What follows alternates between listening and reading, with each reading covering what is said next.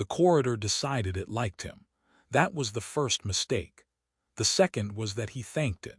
He had followed the floating guide orb because that was what everyone else had done, and because arguing with glowing objects inside an alien palace felt like a poor career move.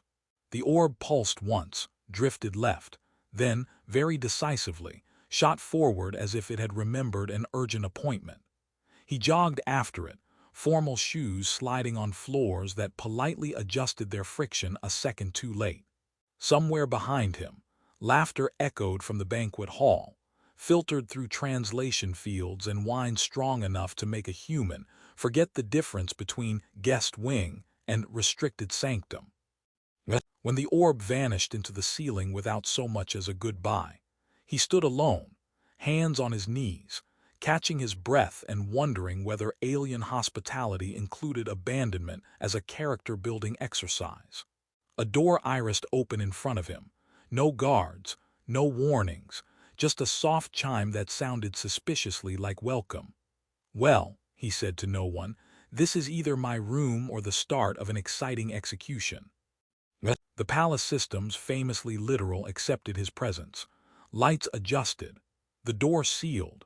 Somewhere, a protocol updated itself and decided that, yes, this human absolutely belonged here. He made a mental note to compliment the engineers later, assuming he survived the night. He sat, then lay down, then laughed quietly at the absurdity of it all.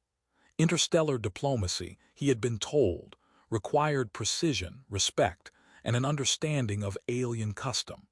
No one had mentioned that it also required not being tired, slightly drunk, and led astray by a floating ball with commitment issues. He sent a quick message to his wrist implant, informing no one in particular that he was definitely in a room and would deal with consequences in the morning. The implant helpfully replied with a warning about spatial anomalies and then went silent, as if embarrassed for him. Sleep arrived faster than expected. Elsewhere in the palace, schedules misaligned. Security fields shifted for a figure who carried authority so deeply it bent algorithms around her. She dismissed attendance with a gesture practiced over centuries of tradition, her long ears relaxing once she was alone, free from the weight of listening to an entire world at once. The palace recognized her, of course. It always did.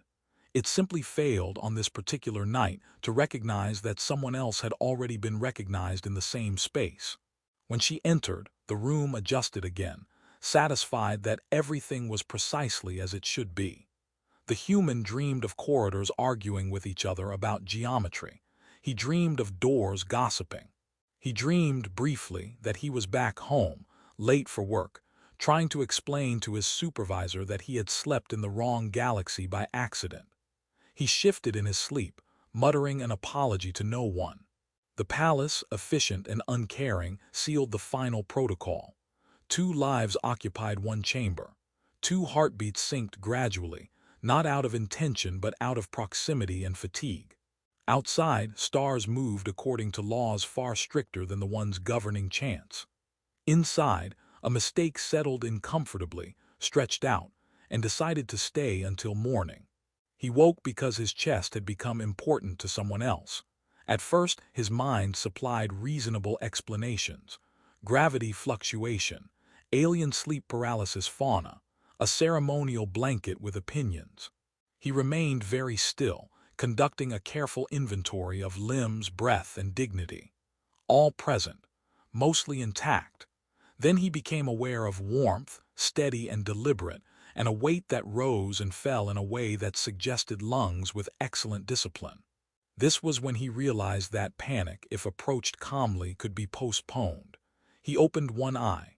The ceiling shimmered, translating dawn into a color he suspected did not exist on Earth. He opened the other eye and looked down. There was a woman resting her head on his chest. She looked human enough that his brain tried to relax, then failed when it registered the long ears, elegant and unmistakably alien, curved back in sleep like punctuation, marks to a sentence he had not finished reading. Her breathing was slow, unguarded. One hand rested against him with the casual confidence of someone who ruled planets and feared none of them. He did not scream. He considered it. He imagined the consequences. He rejected the idea on purely statistical grounds. Instead, he whispered, "Okay." The palace responded by doing nothing at all. He lay there, staring at the ceiling again, trying to recall whether he had ever insulted a monarch by accident before breakfast. He remembered the banquet, the toast, the floating orb. He remembered thinking that all beds looked the same when you trusted technology too much. He did not remember agreeing to become a historical incident. Her ears twitched. He froze so completely that time briefly considered skipping him. She stirred, breath catching for half a second before evening out again. Her eyes opened slowly, focus sharpening, with the kind of precision that came from lifelong training. When she looked up at him, there was a long moment of pure calculation, followed by something far more dangerous: recognition. They stared at each other. He smiled weakly, the way one smiles at predators one hopes are in a forgiving mood. "Good morning," he said, then immediately regretted the cheerfulness of it. Or whatever this is called here, light cycle greeting. She did not move. Her head remained exactly where it was. "You are," she said carefully, "a human." "Yes," he replied. I double-checked. Silence settled between them, dense with meaning and absolutely packed with potential consequences. Somewhere deep in the palace, sensors noticed an anomaly in proximity data and politely chose to wait for confirmation before alarming anyone important. "You are in my chamber," she said. "I am," he agreed. "And I want to be very clear that this was not an act of espionage, seduction, or confidence." One of her brows lifted, just one. It was devastatingly effective. "I followed a light," he added. "It seemed confident."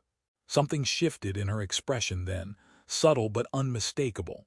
Amusement slipped through discipline like light through a crack. "The palace lights are not supposed to make errors." "Neither am I," he said, "yet here we are." For a moment, neither of them moved. The universe waited, as it often did, to see whether intelligent beings would make things better or significantly worse. Finally she exhaled, a sound halfway between laughter and surrender, and lifted her head from his chest. The absence of weight felt louder than its presence. "This," she said, sitting up, "is a problem." "Yes," he said quickly. "A very impressive one." She looked at him again, truly looked this time, as if recalibrating everything she thought she knew about humans, mistakes, and fate. "You are remarkably calm." "I am screaming internally," he assured her. "I just prefer not to be executed while doing so." That earned him an actual laugh. Soft, brief, dangerous. It echoed strangely, as if the room itself was surprised to hear it. Beyond the sealed doors, the palace continued waking, unaware that the balance of an entire realm was currently sitting on the edge of a bed, negotiating reality with a human who had trusted the wrong light, and survived the night because the universe, apparently, had a sense of humor. The corridors were awake now, stretching and twisting in ways that suggested consciousness rather than architecture. They hummed faintly, translating the palace's morning rhythms into a symphony of mechanical sighs. He followed the queen down one of them, careful not to bump into floating lights or policy drones that drifted with the slow deliberation of creatures accustomed to centuries of protocol. The human had spent the night rehearsing apologies, escape routes, and explanations for diplomats who might or might not understand interspecies social faux pas. He had also, embarrassingly, considered pretending the previous night never happened. The queen, however, had a way of walking that suggested the universe owed her clarity, not excuses. Her long ears flicked occasionally, like radar sensing his nervous energy, and he realized he had to stop referring to her as the queen in my bed. They reached the council chamber, where holographic maps floated above the table, showing star systems, resource flows, and diplomatic alignments. Advisors hovered nearby, their expressions polite but rigid, their attention split between calculations and subtle judgment. The human's instinct was to bow, apologize, and maybe faint, but instead he straightened his back and remembered one thing. Humor was his secret weapon. "So," he he said, trying to sound casual, about that sleeping arrangement, totally unplanned. Cosmic mix-up. Any chance you consider laughter a valid form of diplomacy?" The Queen's eyes narrowed, and for a moment he panicked. Then she tilted her head, the corners of her mouth twitching, and allowed herself a laugh, genuine, sharp, perfectly alien, and completely disarming. The advisors stiffened. The human smiled, realizing that humor had not only survived but conquered. "You," she said, still amused, "have a peculiar way of surviving my palace." "I have been told my survival skills are eclectic," he replied, "mostly involving poor planning and good luck." The room seemed to exhale. Calculations of scandal versus benefit were made invisibly in data streams and whispered circuits. The incident could have been disastrous, a diplomatic crisis, or a legend of incompetence. Instead, it became an opening, a chance for dialogue, for mutual understanding, for something unpredictable in a universe that often demanded perfection. Over the next hours, he observed her differently. She was not merely a ruler of vast fleets or master of interstellar politics.